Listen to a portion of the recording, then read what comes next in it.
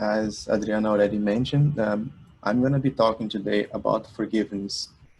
In the Gospel according to Spiritism, in chapter 10, um, uh, Kardec talks about blessed are the merciful. So basically, it's a compilation of some passages from the Bible where it talks about forgiveness. And the very first item on that chapter is forgive so that God will forgive you. So we're going to be talking about forgiveness, and I just want to mention this passage because, like, we always should start with our Master Jesus, right? And in item 3 of that chapter, we can see that it says, if your brother has sinned against you, go to him and make his wrong known in private between you and him. If he listens to you, you will have gained a brother. Then Peter approached him and said, Lord, how many times shall I forgive my brother when he has sinned against me? Up to 7 times? Jesus answered him, I do not tell you up to 7 times, but up to 70 times 7 times. Again, like, we are going back 2020 years ago, roughly, right? And this passage is so actual and something that we still like need so much today. And the way I decided to approach the topic today is like starting from Jesus' recommendation, right? What he said here was, so you have to forgive as many times as possible, right? So nobody's going to do the computation all the times. If you start doing the computation, it means you're going to change before you realize. Like, if you start counting, I mean, maybe we should even start doing that, right? Because then it is going to force us to do what we are supposed to do, right? But the approach I'm going to take today is I went back and said, okay, I mean, this is a recommendation from Jesus, and does it really work? Like, what is the impact of forgiveness for us?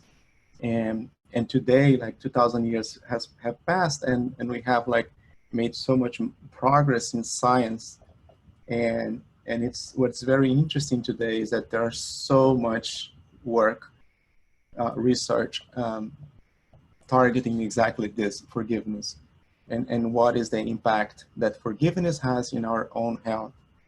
And I'm going to mention here some of these results.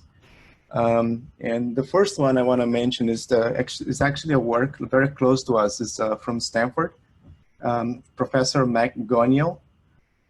She actually started a class where she's a health psychologist and lecturer at Stanford, and she does a lot of research on social sciences and also like the willpower. She has some very interesting work on that area, even a book. And she said that she conducts like very simple experiments, and because she just wants to isolate some of her hypotheses, right? So and she mentions in her book one research that a lot of people argue about or people don't accept at first. So it's a very interesting research. And basically what she's trying to prove is like, if you is it better if you let you off your hooks to go without being punished? This sentence, maybe for us Brazilians, what does it mean to feel off your hooks? It means that you allow someone who has been caught doing something wrong or illegal, right, or something like wrong in general, and not punish the person. So basically, the research was asking was, is it better to punish someone or just let that person a little off her hooks, or being indulgent? In other words, I think indulgence is a word that we use a lot, and we might understand that better. Is it better to be indulgent or to criticize? Like, and what's the impact of that? And that's what they did. They did the research, and then they brought a lot of people who were doing a diet, So they were trying to manage their weight and lose weight, right? Eat healthy. And they did just like were selected for this study. They volunteered to do it and said, yeah, I'll do it. And then they came to the day, right, where they did the study. And then when they arrived, they were forced to eat a donut. So everybody was in a diet. They knew that they were doing diet, but they were forced to eat a donut. And they even had the option to choose the flavor. Like there were like plenty of choice. And on top of that, they also had to drink a glass of water. So the purpose was to make them feel like full and like, oh, I made something wrong. It's against what I'm trying to do, but I was forced to do it, right? So they made them feel very uncomfortable. That was the purpose. So everybody had a failure, right? So then the next part of the study was, it was a taste test. So basically they were giving a lot of candies. And then the professor said, we want you to evaluate these candies. And you can eat as much as you want or as much as you need to help us. So it was giving like some freedom for the person. They were not forced to eat a certain amount, but the candies were purposely weighed before just to see how much they ate in the second part of the experiment. So what was the hypothesis? So the hypothesis that they had was that they thought that the guilty that the dieter experienced when they fell off of their diet, it would undermine their future self-control. Basically, everybody was feeling guilty, right? So that means they predicted that they would fail even worse on the second part, right? So that was the hypothesis. And what they did was, okay, for half of these people, let's put them an idea of indulgence. So they created an intervention, right? And to get rid of that guilty and shame that everybody was feeling. So they randomly assign a special message to be given to that people, then to let them a little bit off their hooks, right? Or to be more indulgent with them between the time that they ate the donut and the time that they did the candy test. So for half of the people, they did this. And they said to those people, to that half of those participants, right? They said, we realized that some people feel guilt after eating the donut. We wanted to remember you that everyone indulges themselves sometimes, and we ask to do it. Please don't be too harsh on you. So the message was along those lines, right? Don't be too harsh on you. So half of the people got that message. And then they went to the second phase of the candy test. Remember, they were given freedom to choose as much as they wanted to help in the study. And so the people who were given that message, what they realized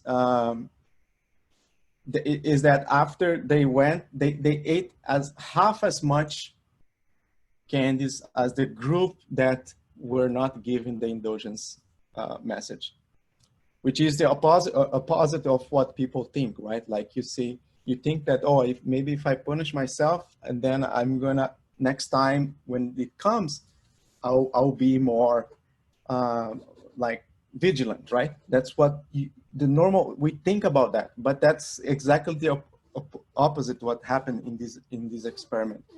And then what she said that the harder you are on yourself when you have willpower failure, like in this case, the people failed in their choice, right? The harder you are, the more likely you are to have the same failure again. And the harder it will be. That's basically what they concluded in this study. And for this study in specific, it was half percent more, like half of the amount more the people who were guilty, they ate, right? And what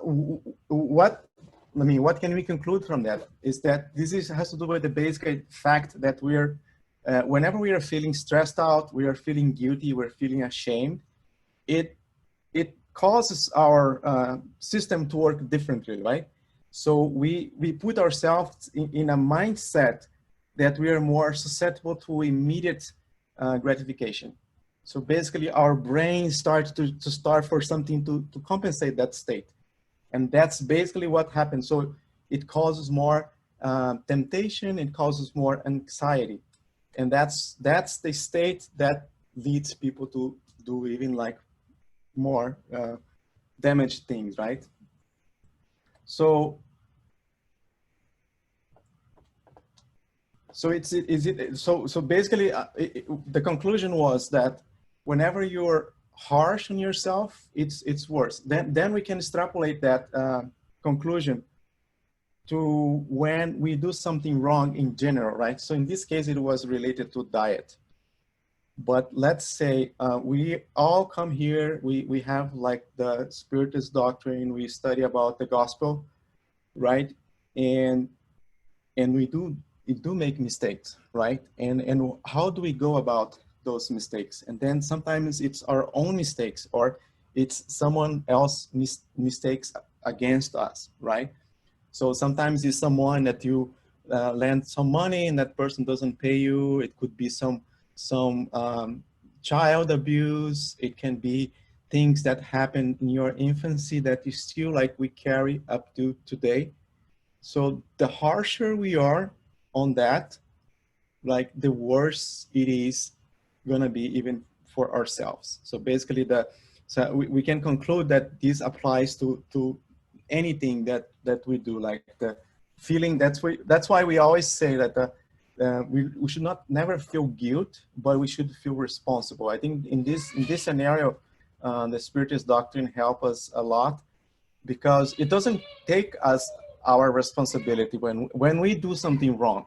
So we are responsible, right? And the same happens to if someone does something wrong with us. It doesn't take the responsibility, but we all know that this person or the other who committed something wrong, they will also have opportunity to redeem and to recover, right? So but what we do, like whenever we accept that like something happened wrong, right? So I was victim of something, and I carry resentment with me. That choice is mine. So I have the choice to either carry that resentment or not. So that again, like, that's something that we do. And just to illustrate that, like this is a choice that we make, and the more we carry that, the worse is for us, right? And I came across a saying from Dr. Wayne Dyer. He's also another writer, famous writer here in the US. And he mentions that it's not the snake bite that kills us. What happens cannot be undone. So the snake bite is not what kills people. It's the venom, right? Pouring through our system, and that takes our lives. So, I mean, when I saw this, I said, wow, this has like a powerful message behind it, right? And it has a lot to do with the question of forgiveness, because let's say the snake bite is that incident that happened, right? Like, and then the venom is what we accept as our thoughts, and like we keep that venom, like we even strengthen like that venom, because as we know from the research I just mentioned, the state that we put ourselves, it makes our neurological system to release like the hormones, right? And then that causes like even more reactions in our body. So that's something that we have to think about. And what can we do about it, right? So we know that we should not carry the resentment. And I think I always, one thing that I always try to do is to look as many examples I can have. And of course, the Spiritism has a broad range of experiences that the Spirit tells us, like in the book Heaven and Hell. They tell like the experience that they had in their life, and what happened to them in the afterlife, right? So on top of all of this research that I mentioned, like I just mentioned one, but there are many others. So science already came to the conclusion that the power of love is so strong. Um, and not only that, because whenever we feel like this sentiment of hatred and anger inside us, it's in most cases causes us to be lonely. Like we kind of decided that nobody is worth to have a relationship, and then that's how people can get into a state of depression and cause like a lot more harm, right? And there's another researcher. Actually, I even bought the book from him. It's called Love and Survival. It's a very good book. It's by Dr. Dean Ornish. He's a cardiologist, and he also mentions a lot of studies on how um, um, like loneliness can impact your our health and cause a lot of the heart diseases. So basically, he's a cardiologist, and and it's interesting that in the book itself, there's a chapter that he collects passage from different researchers, and he says that most of them already agree that love is the solution of a lot of the medical problems, but they still, like, science is still like not accept that as something that uh, broadly accepted. It's more like, okay, it's like people that do that get well, but it's not like a straight recommendation. But he was one that used that in his practices, and he mentioned that in the book. And then he even as a scientist, he said it's hard because the scientific community is still like everybody kind of know that that love has a huge impact, but it's not something that is broadly like said and accepted in their researches. And I was pretty surprised to see that, but I recommend that book. And there is even like one example in that book where one of his patients, he started to do some meditation in yoga, and he was starting to get better. It was interesting. And then he said that he had a dream that he said everything that the yoga professor, the yoga conductor told him, and then he saw light coming out of his hands and of his head, but suddenly he had a dream that the light was gone, like was going out.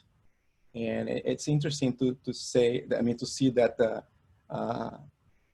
he's saying that, because what was happening to him is that at the same time that he was seeking help, he was still keeping the thoughts of anger on him. So it was kind of a dichotomy, right? Like I want to be good and better, but at the same time, I want to keep this anger inside of me. And that's why he was having those mixed feelings, right? And even dreams. And then after talking to Dr. Ornish, Dr. Ornish came to the root of the problem, that he was really angry. He was feeling a lot of anger with the rabbin, right? That you say? Rabbi. Rabbi. Rabbi. Yeah, rabbi. Yeah, sorry for that. No. So from his congregation. And then what he did was in one of the meetings, he said everything he felt about the rabbi. And he was so like, he kind of humiliated the rabbi. And not only that he kept thinking that the rabbi should vanish from the community. And he started to feel like he was like with his hand squeezing his heart. So that's what he describes in the dialogue. And this is what was causing him heart problems.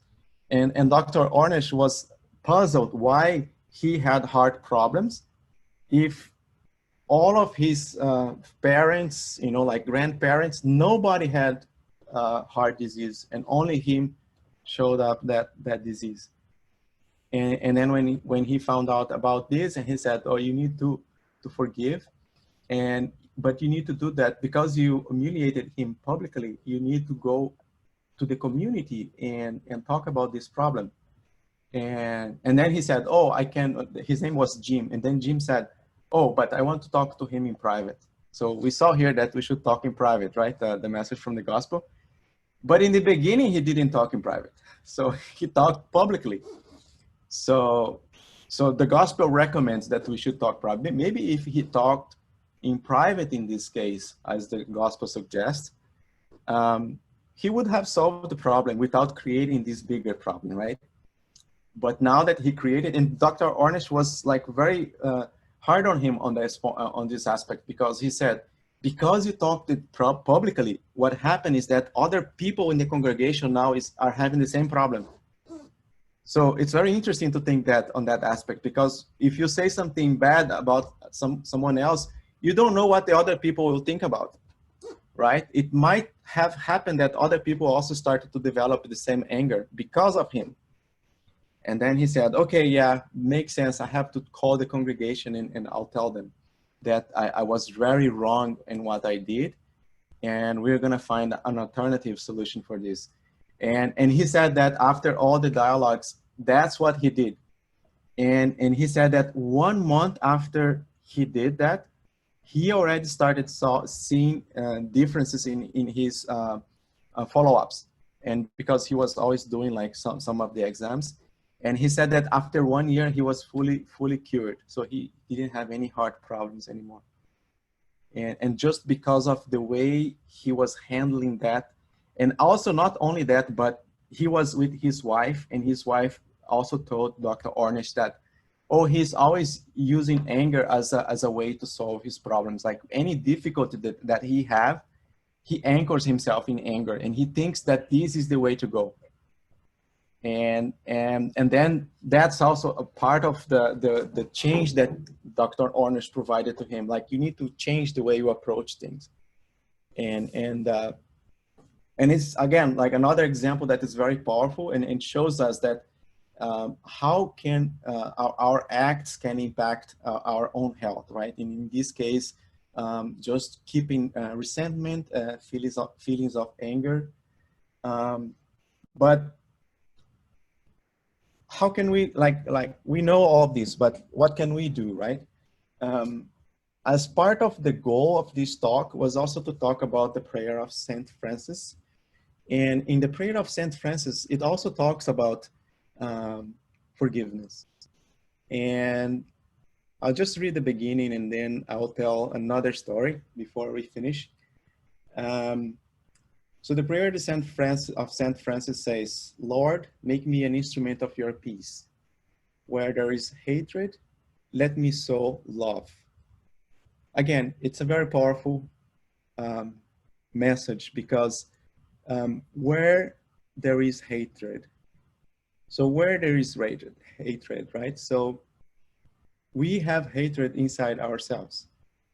So the Dr. Alirio Sequeira, he has a book about this prayer, and he says that, and his arguments are that this prayer is also telling myself that I have hatred inside myself, right? And where there is hatred, let me sow love. So we can sow love, of course, with other people, but we should also sow towards ourselves. And as I said, so if there is hatred, we should, in other words, we should substitute that with love, right? So let me sow love, let love dominate instead of the hatred, anger, right? So we should always send love in response of hate, right? So that's like, I'm just trying to come up with some other similar phrases so that we can understand that passage. In other words, there are no justified resentment. Because sometimes what happens is that we justify our resentment. That's why we let the resentment come in, because, oh, this person did this, and because of this, and because of that, we have like a long chain of excuses, right? And then like we justify that feeling, and then we feel like victims, right? And then we try to inspire people to love us by feeling victim. That's unfortunately what happens to us and people who live, I mean, that we have contact, that's also happens, right? But instead, like what we should be doing is sowing love. And I'm going to tell a story about sowing love, which is like a very, it's a very like a story that touched like our hearts a lot. And I also heard that from Dr. What's his name again? Let me see.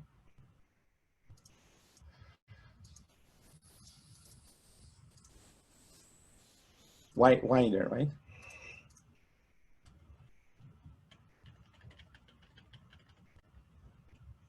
Dr. Dyer. So the story is actually like, because he was a famous writer, Dr. Dyer, he used to receive letters from people. And he said that some of those letters were very, very like interesting. And he used some of those letters on his books.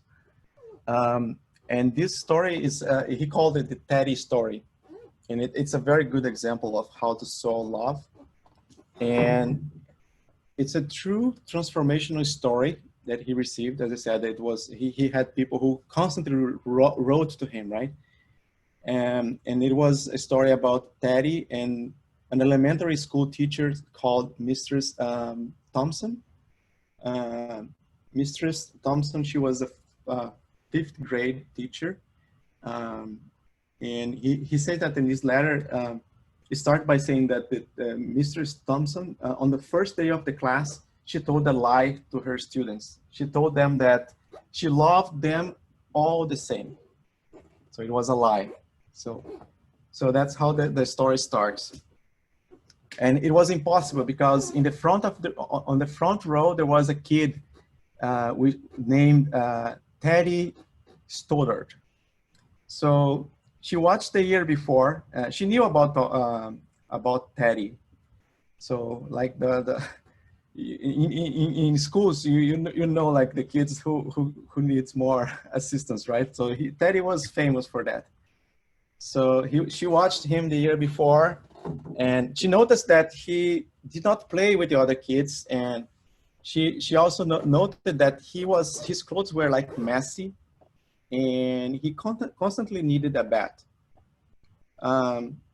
Teddy could be very, very unpleasant, right? So by the way he acted and showed. So Mr. Thompson got to the point that she felt like very delighted when she had to put like a big F on his tests because of the way he behaved and all these things, right? So, and she, at her school, I think in most of schools here, right? So you're required to review each child past records, right? And when the night that she had to do that, she put Teddy's record as the last one because she was expecting something to happen, right? And when she reviewed his records, she was up for a big surprise. So the first grade teacher said that Teddy was a bright kid. He was bright and he was always ready to laugh, and he did his work neatly, and he had very good manners, and he was a joy to be around. Like he was a kid that everybody wants to play with. So Ted was like a star student, like you could say, right? Here, like they have this, in the school here, they have this president award, right? That they give to the kids. I think Teddy was one of those kids that would receive this president award. And then the second grade teacher said, Teddy is an excellent student, well liked by his classmates, but he's troubled because his mother has a terminal illness. So in second grade, his mother got terminal illness, and he was troubled. He started to be troubled because of that. So he was feeling the impact of his mother being sick. And then on third grade, the teacher put on his record that his mother dad has been hard on him. He tries to do his best, but his father doesn't help him much and doesn't show much interest in him. So his home life must be like really hard on him. And she also mentioned that if nothing is done, something bad will happen with this kid. So, and then comes the fourth grader teacher. And then at this point, he was already withdrawn from school. So she said, oh, Teddy is withdrawn. He doesn't show much interest. Sometimes he even sleeps at the class. And he doesn't have many friends. Sometimes, as I said, he just is quiet and nobody interacts much with him. So by now, so Mistress Thompson understood the problem, right? And she even felt ashamed of herself. Again, just like for us to reflect, all of his actions cause on her some anger or some sort of feeling that what we are discussing here, right? That she felt even like pleasure to do something bad for him, right? Or to grade him with F. But now she realized the source of the problem. And she felt even worse when the kids, like it was Christmas time and all the kids brought her like some gifts, and Teddy's present was very clumsy wrapped, even like what I think with a grocery bag. So, and what he brought her was, it was like a perfume. It was a quarter full, and also some rhinestone bracelet, which was missing some stones. And then everybody started laughing when she got that present. Mr. Thompson, she took pain in opening in the middle of the kid, because the kids were like laughing, and then she made everybody quiet and said that, oh, I really like the bracelet. And she even put like the perfume on her wrist. And on that day, Teddy stayed a little longer, and he told her at the end of the class that on that day she smelled just like his mom used to smell. And after all the kids left, she cried for at least an hour, just because of what he told her, right? And on that day, it was like a transformational day for her, because she started to rethink all her practice as a teacher. And she started to give particular attention to Teddy. As she worked with him, his mind started to come alive. So because she saw that he needed a lot more attention than the other kids, right? And the more she encouraged him, the faster he responded. So, and then by the end of the year, Teddy became one of her best students in class, smartest student in class. So, and a year later, when she got a note under her door, and it was Teddy telling her that she was the best teacher he ever had in his life. And then 6 years went by, and before she got another note from Teddy. And he then wrote that he finished high school, and he was third in his class, and she was still like the best teacher that he ever had. Years went by. 4 years later, she got yet another letter from Teddy, and he was complaining that things were a little hard, but he stayed in school. He stuck with it, that it was hard. And then he said that he would soon graduate from college with honors. And he assured Mistress Thompson that she was the very best and favorite teacher that he had in his whole life. And then 4 more years passed, and then yet another letter came. And he said that after his bachelor degree, he decided to go a little further. The letter explained that she was still the best and favorite teacher he ever had, but now his name was a little longer. The letter was signed Theodore F. Stoddard, MD. So he had become a medical doctor, right? And yet on that same spring, another letter came. So this time Teddy was saying that he met this girl and he was going to get married. He explained that his father had died a couple of years ago, and he was wondering if his Mistress Thompson could take the seat at the wedding where usually is reserved for the mother of the groom. And of course, Mistress Thompson, she accepted the invitation and she went. She was wearing the same bracelet and the perfume that he gave her. And then Teddy come to her and said that he said thank you for making him feel important, and that he said that was the most important thing for him, that she was the teacher that made him this transformation, right, to feel important, and also put on him the feeling that he could make a difference. And then he said that that was the best thing that happened to him and kept him going, right? And then Mr. Thompson was very like, with tears in her eyes, and she also whispered back to him that, Teddy, you have it wrong. You are the one that taught me that I could make a difference, and I did not know to teach until I met you. So, as I said, it's a story that exemplifies very well this prayer of Saint Francis, right? When he said that where there is hatred, that we should sow love, right? And I think Mr. Thompson is a good example of this. And not only that, right? If we continue reading the prayer, right, where there is injury, pardon, where there is doubt, faith, where there is despair, hope, and where there is darkness, light, and where there is sadness, joy.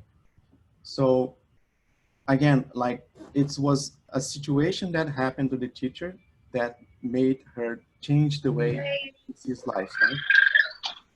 So I think I'll finish with that beautiful story, and also with this beautiful prayer, right? That it has a lot of teachings in its sayings, right? So may Jesus be with us, and thank you.